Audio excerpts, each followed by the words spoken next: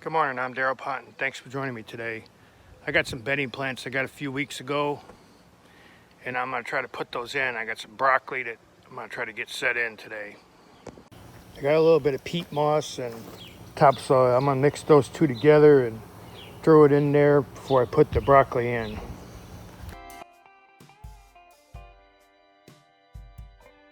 Now this is a project I've had put off for a couple of weeks because the weather ain't been too nice out. Wasn't too long ago we had a little bit of snow, and I built a green box for my plants. It wouldn't get damaged. It helped most of them. Tomato plants don't look so good. It didn't really hurt the broccoli that much. So since it's a nice day out today, I thought I'd get out there and try to do a little bit of transplanting and get that out of the way. It's been harder and harder to find time to do stuff around the house. All the little side projects I got going on with the lawnmowers, tearing the trailers apart. Now I got a new side job of putting up some trim for Larry's grandson, but I still gotta try to get this garden put in and get started on it anyway.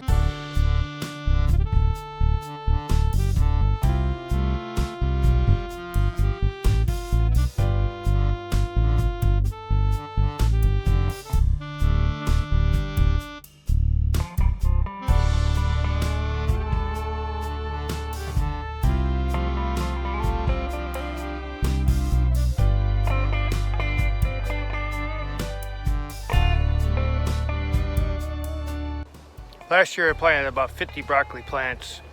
I think the recommendations was 18 inches apart. They done real good, and I didn't even fertilize the garden. So this year I'm putting them 12 inches apart, and I'm gonna see what happens. I put a little fertilizer down in there to give them a little boost.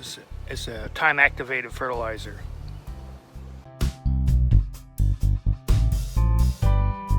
Now I'm digging this trench out here. I decided I'm just going to put the bedding plants 12 inches apart. Last year I had about 50 plants. Recommendations, I think it said, was 18 inches. But when we let them grow up, there still was plenty of room. And throwing a little fertilizer down in there, so I feel that they'll be all right. They're a little close together, but it's going to be well fertilized. Peat moss, and I got some time activated fertilizer I got for some flowers. Just throwing that in there before I bury everything up.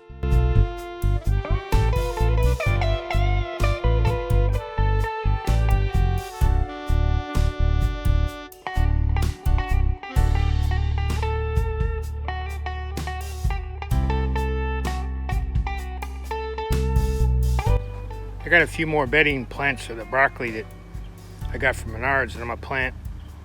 But earlier this year, about February, I planted some seed in the house. I don't know how good it's gonna turn out, but I'm gonna try to put that in also. Now these here are some of the plants that I started in the house, I don't know, a few months back there, and I run a little short on the ones I got from Menards, so I thought I'd fill in the rest with them. Some of them don't look so good, but we're gonna give it a shot and see what happens.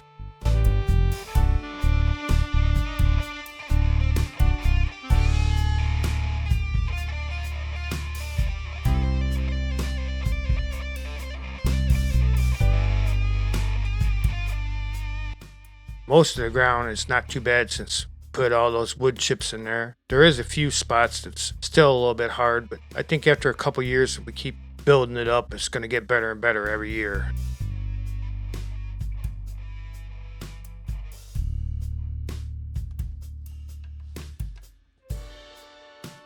Over the years, I put a garden in, and this year I'm trying a lot of different stuff to see if I could be more successful at growing bigger crops, more crops in a less area. I mean, the recommendations, they have you put them, and I understand you have to have a certain amount of feet between. I've tried all that. The yields really don't turn out that great, so this is all experimental at this point. So worst thing it could do is give me less of a yield, which I highly doubt that that's going to happen. If I keep working at it, working the ground and getting the ground better, the crops are bound and determined to get better as we go each year.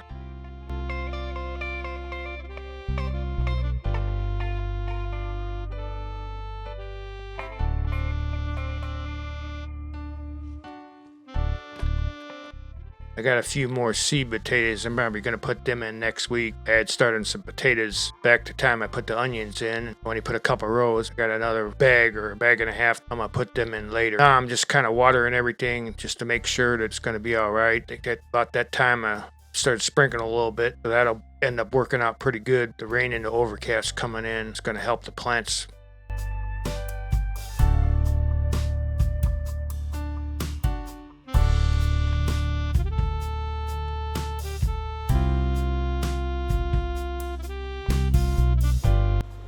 a little bit of an overcast today, which is good for transplanting seedlings.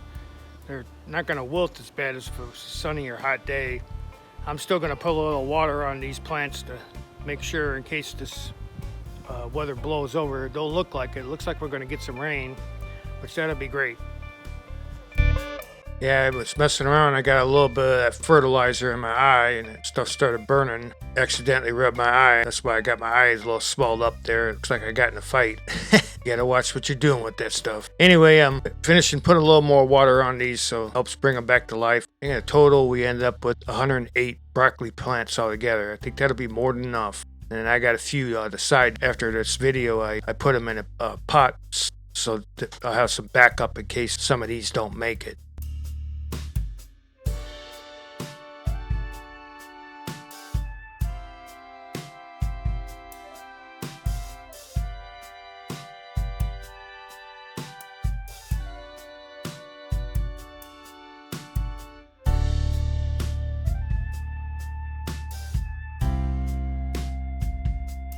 When you first put the plants in there, you can't water them enough, that's for sure. You don't want to skip a day or two when you first put them in. At least the first 3 or 4 days. It's not bad if it's an overcast day, but if it's too sunny out, you're not going to have too good of luck unless you just keep watering.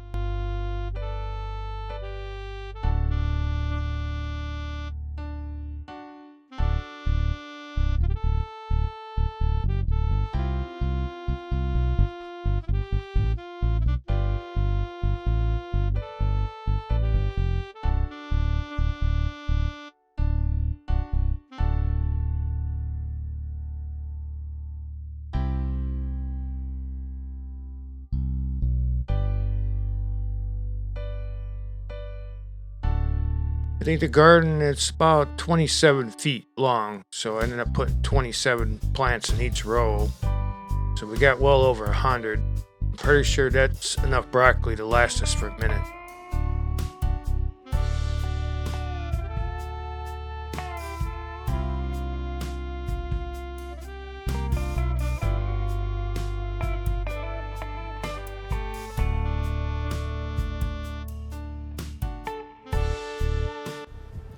I put in 108 broccoli plants. I got a few left over. I'm going to put them in the seed planters and not put them out yet. They look kind of small, so I'm going to keep them for extras in case a couple of these don't make it.